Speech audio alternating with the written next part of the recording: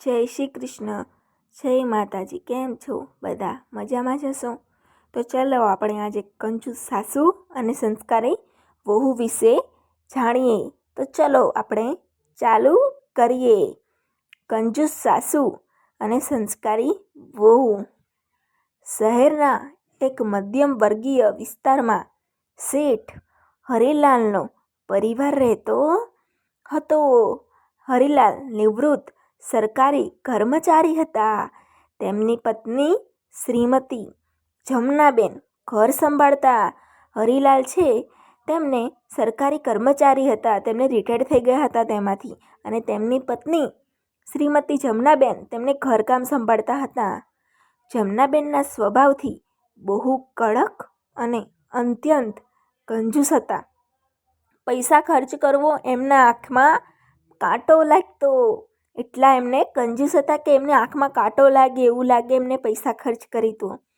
ઘરમાં એક પૈસો પણ બિનજરૂરી જાય તો એમનું મોઢું ચડી જતું હતું. હરિલાલ અને જમનાબેનનો એક દીકરો હતો. હરિલાલ અને જમનાબેનનો એક દીકરો હતો, રાજેશ. રાજેશ તેનું નામ હતું, હરિલાલ અને જમનાબેનના દીકરાનું. રાજેશ ભણેલો, સંસ્કારી અને સમજદાર યુવાન હતો. તે ભણેલો હતો, સંસ્કારી હતો અને સમજદાર છોકરો હતો. સારી નોકરી લાગ્યા પછી પરિવારે તેના લગ્ન કરાવ્યા. રાજેશને સારી નોકરી લાગી પછી એના પરિવાર લોકોએ તેના લગ્ન કરાવ્યા, કેમ કે નોકરી લાગે પછી જ મેરેજ કરાવે. એક સંસ્કારી અને સુશીલ યુવતી સાથે. તેનું નામ નૈનાબેન હતું. શું નામ હતું? નૈનાબેન. નૈનાબેન સાથે લગ્ન નક્કી થયા એમના. નૈનાબેન એક શિક્ષિત, સંયમી અને સંસ્કારવાળી યુવતી હતી. તે શિક્ષિત હતી, સંયમી અને સંસ્કારવાળી છોકરી હતી. લગ્ન પછી જ્યારે તે સાસરિયામાં આવતી ત્યારે તેણે મનમાં નક્કી કરી લીધું હતું. લગ્ન પછી જ્યારે તે સાસરીમાં આવે ત્યારે તેને નક્કી કરી લીધું હતું કે હું મારા સાસુ સસરાને પોતાના માતા પિતાની જેમ માન આપીશ. તે એવું નક્કી કરીને હતી કે હું સાસરીમાં મારા સાસુ સસરાને મારા મમ્મી પપ્પા જેમ રાખીશ, એમને માન આપીશ. શરૂઆતના દિવસોમાં જમનાબેન વહુને નિહાળતા રહેતા. શરૂઆતના દિવસો હતા, નવા નવા લગ્ન કર્યા ત્યારે જમનાબેન છે તેમની છોકરાની વહુ સામે જોઈને બેસ્યા રહેતા, તેને જો કરતા, તેને નિહાળતા રહેતા. તેઓ નૈનાબેનની દરેક હરકત પર નજર રાખતા. તે શું કરે છે, શું નહીં, એ આખો દિવસે જો કરે, તેની દરેક હરકત ઉપર ધ્યાન રાખે.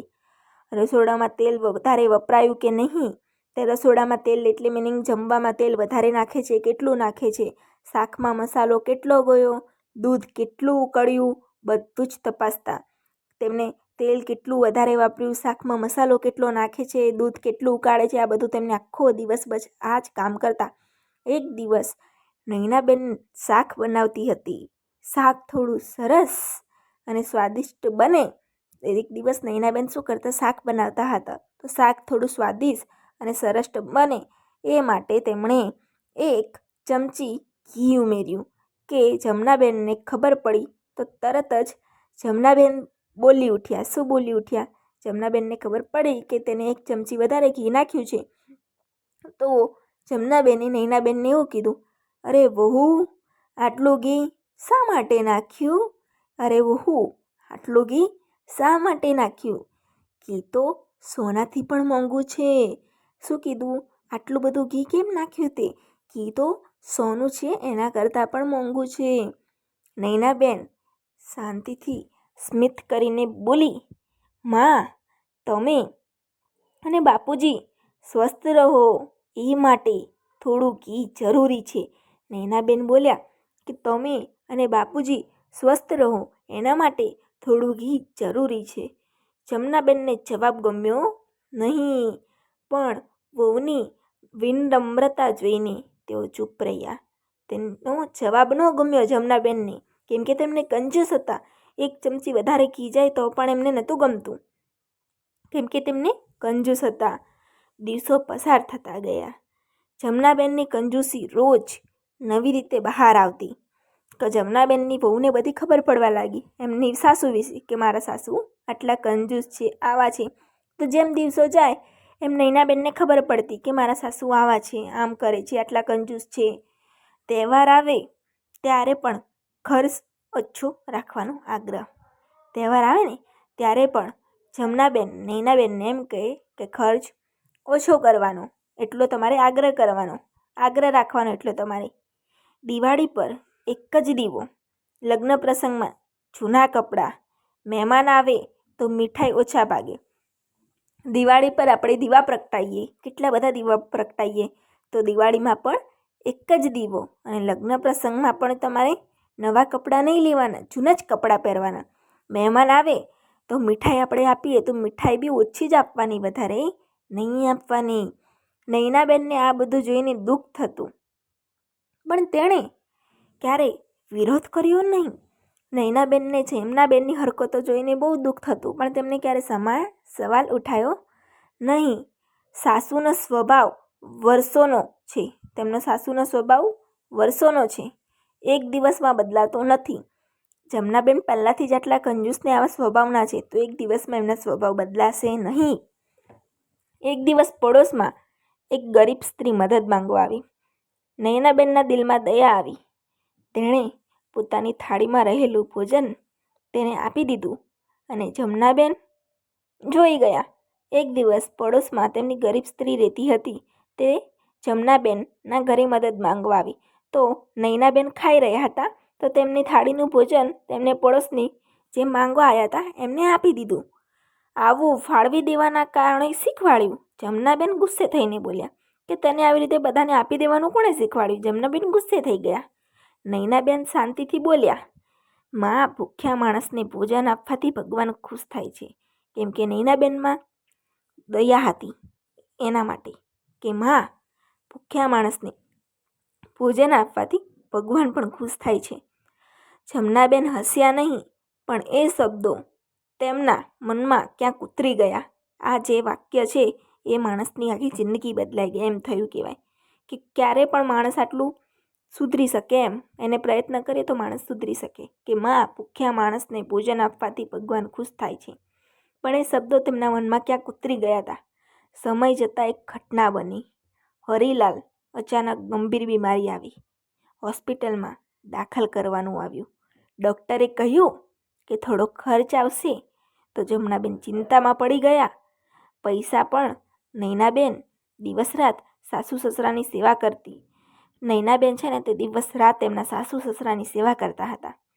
હોસ્પિટલમાં બેસી રહેવું, દવાઓ લાવવી, ડૉક્ટર સાથે શું લાવવું શું નહીં એની વાતચીત કરવી, બધી જ તે નિષ્ઠાથી કરતી, શાંતિથી કરતી, પ્રેમપૂર્વક કરતી. પૈસાની વાતે પણ તે ક્યારેય એક શબ્દ પણ ન બોલ્યો. કોણ? એક દિવસ હરિલાલે. પૈસાની વાતે તેણે ક્યારેક શબ્દ પણ ન બોલ્યો. એક દિવસ હરિલાલે નબળા અવાજે કોણે કહ્યું? જમનાબેનને કહ્યું. શું કહ્યું હશે? આપણી વહુ સાચે શું છે? લક્ષ્મી છે. કોણે કહ્યું? હરિલાલે જમનાબેનને કહ્યું કે આપણી વહુ સાચે જ લક્ષ્મી છે. કેમ કે તેને આટલું બધું સહન કર્યા પછી પણ કંઈ ભૂલી નથી, ચૂપચાપ બધું શાંતિથી સહન કરીને રહી છે. આ વાક્ય જમનાબેનના હૃદયને સ્પર્શી ગયું. હરિલાલ સાજા થયા, ઘરે પરત આવ્યા. હરિલાલ સાજા થઈ ગયા હોસ્પિટલથી અને ઘરે પરત આવ્યા. જમનાબેન હવે વહુને નવી નજરથી જોવા લાગ્યા. તેમને સમજાયું કે પૈસા બચાવવાથી નહીં, પરંતુ પ્રેમ અને સંસ્કારથી ઘર સમુદ્ર બને છે. શું થાય છે? ઘરમાં પૈસા બચાવવાથી નહીં, પરંતુ પ્રેમ અને સંસ્કારથી ઘર સમુદ્ર બને છે. દિવાળી આવી. આ વખત જમનાબેને જાતે જ બજારમાં જઈ એમને આટલો મીઠાઈનો ટુકડો આલતા પણ જીવ નહોતો ચાલતો, અને આ વખતે દિવાળીએ જમનાબેન જાતે જ બજારમાં જઈને મીઠાઈ, દીવા અને વહુ માટે કપડાં લાવ્યા, નવા કપડાં લાવ્યા. પહેલાં જૂના કપડાં પહેરાવતા હતા, હવે નવા કપડાં લાવ્યા. નૈનાબેન આશ્ચર્યમાં પડી ગયા. માં, આ બધું? નૈનાબેનને તો થાય જ ને, કેમ કે એમની સાસુ ક્યારે પણ આવું બધું નહોતા કરતા. એક દીવો જ પ્રગટાવતા. દિવાળીમાં બી એક જ દીવો પ્રગટાવતા હતા. તેમને નવા કપડાની જગ્યાએ જૂના કપડાં પહેરાવતા હતા, હવે નવા કપડાં. મીઠાઈનો અડધો ભાગ કાઢતા હતા, અત્યારે મીઠાઈ લાવ્યા. જમનાબેનની આંખોમાં ભેજ હતો, મિનિંગ આંસુ હતા. વહુ, તું મને ઘણું શીખવી ગઈ. સાચી સંપત્તિ પૈસા નથી, સંસ્કાર છે. આ દિવસે ઘરમાં દીવા માત્ર. આ દિવસ શું થયું, એને વહુને શું કીધું કે તું મને ઘણું શીખવી ગઈ. સાચી સંપત્તિ પૈસા નથી હોતા, સંસ્કાર છે. આ દિવસે ઘરમાં દીવા માત્ર દિવાલ પર નહીં પણ હૃદયમાં પણ પ્રગટ્યા છે. બરાબર. આમાંથી આપણે શીખવા મળે છે કંજૂસી અને કડકપણું પ્રેમ સામે ટકી શકતું નથી. કંજૂસી અને કડકપણું પ્રેમ સામે ટકી શકતું નથી. જય શ્રી કૃષ્ણ.